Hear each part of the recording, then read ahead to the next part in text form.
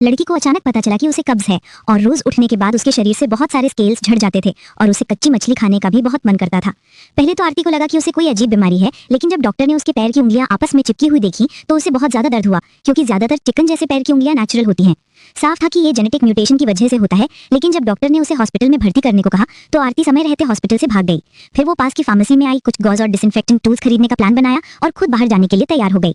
जब वो घर लौटी तो उसने दर्द को रोका और कैंची से अपने पैर की उंगलियों को अलग किया। फिर मोटे मोजे पहने और अपने उदास मूड को दूर करने के लिए वो बाहर भागी और बीच पर अपने क्लासमेट के साथ पार्टी की। लेकिन ये दूर से एक भयानक चीख की आवाज थी। पता चला कि उसके क्लासमेट्स पानी में गिर गए थे और आरती ने ये सुना और बिना किसी हिचकिचाहट के समुद्र में कूद गई। ये अजीब सा अपनापन का पल था, जैसे समुद्र ही उसका असली घर हो। लेकिन वो इस बार पानी में नहीं जाना चाहती थी और उसने आरती के शरीर को फिर से पवित्र होने दिया और उसकी कमर और बाजू सब रेत से बाहर निकल आए। इस समय आरती बहुत उदास थी और उसने पीना और नशे में धुत होना शुरू कर दिया। लेकिन उसने ये नहीं सोचा था कि जब वो अगले दिन उठेगी तो उसे पता चलेगा कि उसके पैर पूरी तरह से गायब हो गए थे। कमर के नीचे का हिस्सा खूबसूरत मछली ने ले ली थी और इस समय उसका दम बहुत जोर से घुट रहा था और उसे बाथटब तक चढ़ने में बहुत मुश्किल हो रही थी। और फिर उसने नल खोला और फिर खुद को पानी में भिगोया।